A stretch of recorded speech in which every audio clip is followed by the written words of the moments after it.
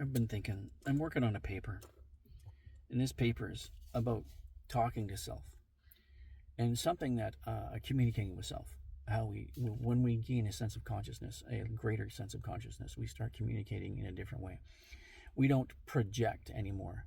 So most people, when they communicate, they project their opinions and their positions and their emotions. And that's how we've grown to communicate. But to gain a sense of consciousness, you don't communicate to other people, you communicate with self. And they are just present in the experience, right? That they're just aware of what's going on, but they may think, depending on where they are on their journey, that when you say you're projecting onto them, but it's not. You're talking to your collective, yourself. It's like you're talking in the mirror saying you, as opposed to I. But you can say both. But I is a thought, and when I say you in the mirror, it's conscious, your higher thought talking to you, the collective. So we'll get into that in different videos. But something I wanted to talk about that I'm trying to navigate in my paper, trying to find ways to explain and express, is unconditional love.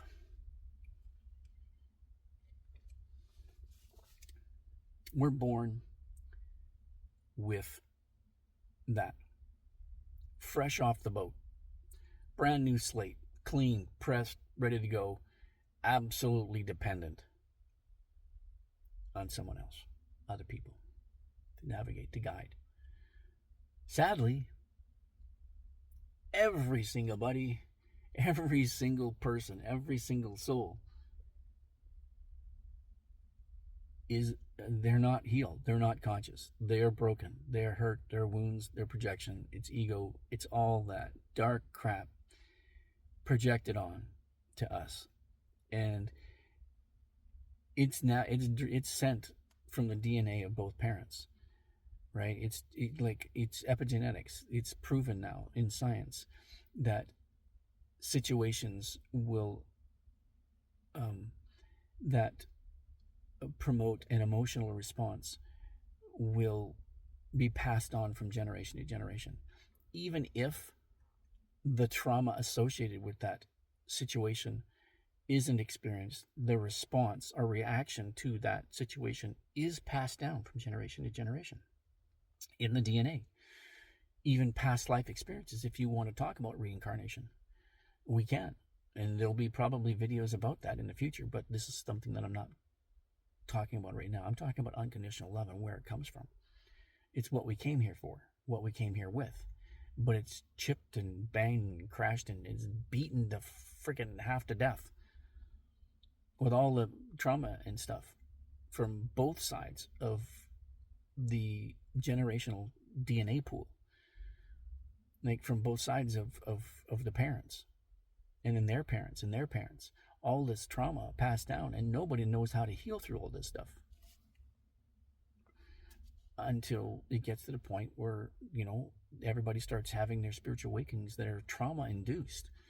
Like, holy cow. It's pretty significant to get to this place. I wouldn't want to wish this on anybody.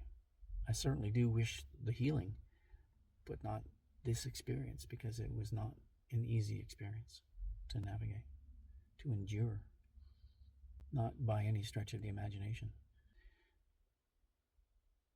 How is unconditional love, that representation of self, the healed version of self, how do we find that out there? As I've come across a lot of people, very few that are on that depth of their journey. Very few.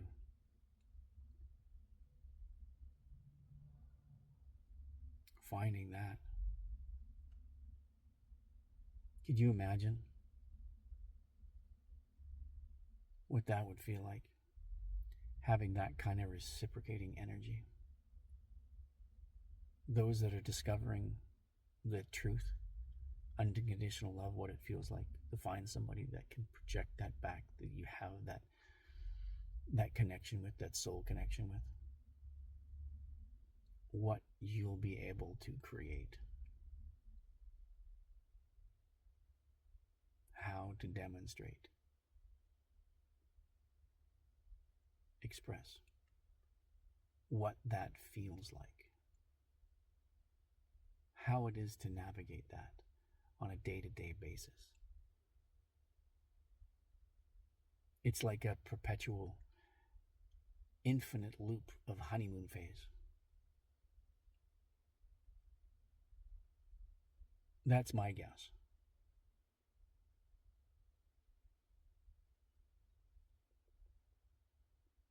That people will see this energy and go, holy fuck. Because when you're healed and you walk into a room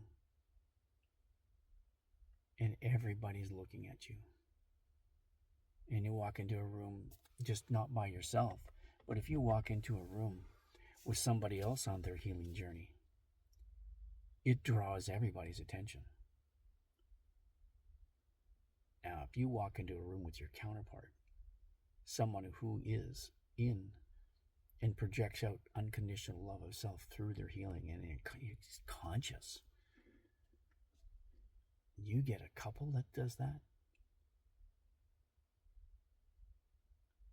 the impact it's going to have is going to be absolutely astounding.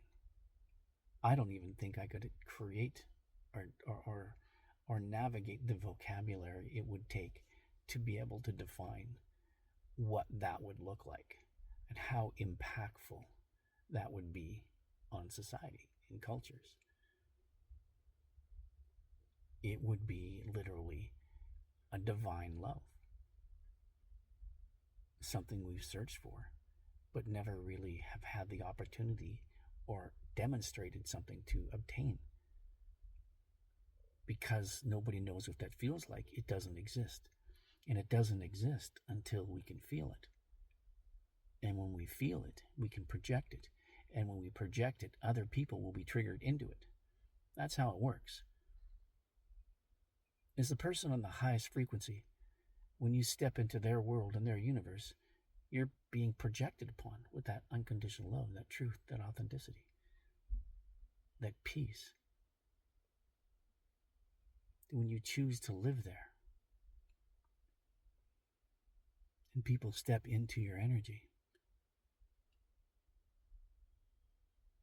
they're seated, triggered. All it takes is just being in their presence. That energy, you recognize it, you engage with it. You have a conversation. Have lunch.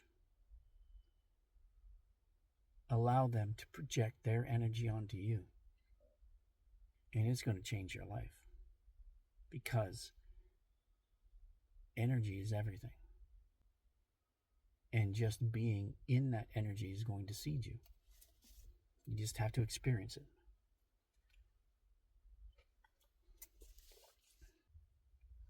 Because when you walk into a room and you're awake, conscious, people see you, people know you.